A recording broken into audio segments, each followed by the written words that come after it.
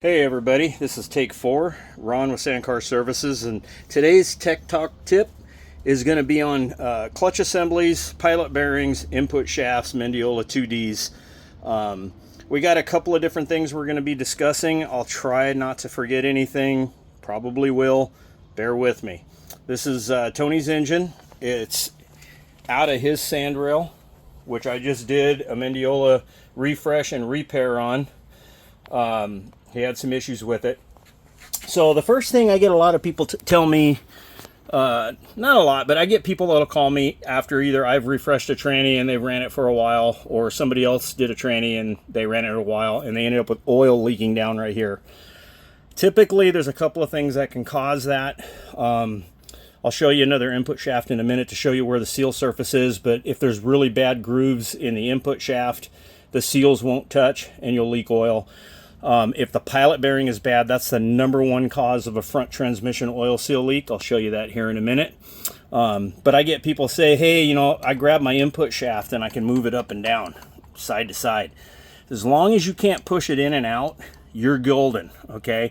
The reason why you can move this is because it's only balanced on one side right now. This has to be in the engine for this entire shaft to be basically like it's in a lathe. It's on a straight course at that point, right?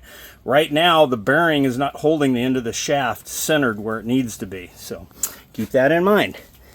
Now we're going to go over here to Tony's clutch, and one of the things I wanted to talk to everybody about was explaining to them that never assume that a part is good because something else looks good. And what I mean by that is Tony's running a 228 millimeter Stage 4 pressure plate clutch assembly. It's a G50 double disc. Now a 228 millimeter is 9 inches. So he's got a 9-inch flywheel that we're going to discuss here in just a second. And it's basically as close to brand new as you're going to get. There is no wear virtually on anything, right? So even the pressure or the flywheel doesn't even hardly have any marks in it. So this clutch is fairly new. Now, when I pulled the clutch off to check for him, I stuck my finger in the old pilot bearing, which used to be right there in the back of the crank, for those of you that don't know where the pilot bearing goes. I put my finger in there and I turned it, and the bearings felt really bad. Now, there's quite a few reasons why that bearing can be bad. One of them can be because when whoever installed the clutch, at the time the pilot bearing might have felt good and they didn't have a tool, the special tool to pull it or remove it, and they just chose to leave it in there, so it's actually older than the rest of the clutch, which in my opinion is kind of what happened, because if you look at this thing, it's really ugly looking compared to the rest of the clutch. However, it also could be because the engine's been power washed or sand got in there. But since I did the disassembly, I didn't see any evidence of sand or water intrusion. I'm going to go with it wasn't replaced when the clutch was installed. If you're going to do a pilot bearing, try to use a Timken bearing or a GM quality bearing. Don't use cheap bearings. This is the one bearing you do not want to play with. If this bearing goes out, then the front of your input shaft, which goes into that bearing and centers your transmission, can waddle itself around, and it'll cause chattering. It can cause your seals to leak, and it can actually cause bearing damage inside, or gear damage inside the transmission in some cases. So never assume, because his actually is bad. So brand new clutch, I'm going to put in a brand new Timken bearing, putting in Weddell supplied ARP bolts for the flywheel. I like those. They have a torque rating or a torque spec at 90 foot-pounds, which is an awful lot for a flywheel bolt. But here's another tech tip. Never, please people, never use an impact wrench to put the flywheel bolts on. And the reason why is because let me pause this so we don't go over on time. Okay, the reason why is because you see how narrow the shelf is on the outside of the bolt hole?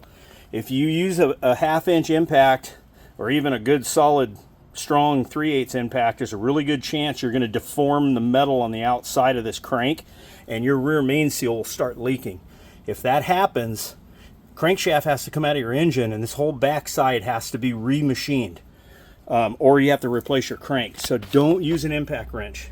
If you're not using ARP bolts, look up what your torque spec is on your stock bolts and go with those torque specs. Put them in by hand, blue Loctite, torque them down to what they're supposed to be. If you're running a Kennedy clutch assembly, 30 to 35 foot-pounds on the pressure plate is what Weddell recommends. So that's pretty much one of the things I wanted to discuss.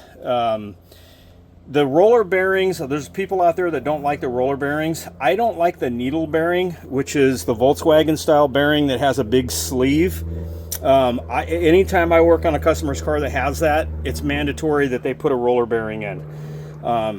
Roller bearings in automotive are different than roller bearings in a sandrail, because in a sandrail the car is not being driven every day, day in and day out, and you're not going to put 200,000 miles on it before you pull the engine or the transmission to do a clutch. Most sandrails, we're pulling stuff apart, every other season, if not sooner. So you check that. They're relative. They're $25 for a good quality bearing, and there's no problem. You can use a good quality tool like my snap-on puller to get it out.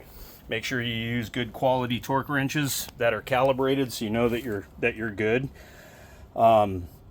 There's 3 different primary bearings that you're going to see. You're going to see this one, which is the standard for a GM, which is the larger outer diameter. They make another bearing that looks just like that, but it's got a smaller outer diameter, and it has a small sleeve that presses in the back of the crankshaft, and then the bearing goes in the center of it. And then they have one, which is the one I just discussed, which is the needle bearing I don't like, and it's a small bearing with this big insert that goes right there.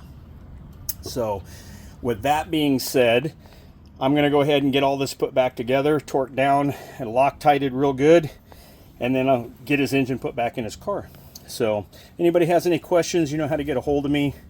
Ron with Sandrail Services. Thanks for watching. Thanks for your support, guys. I give you as much info as I can.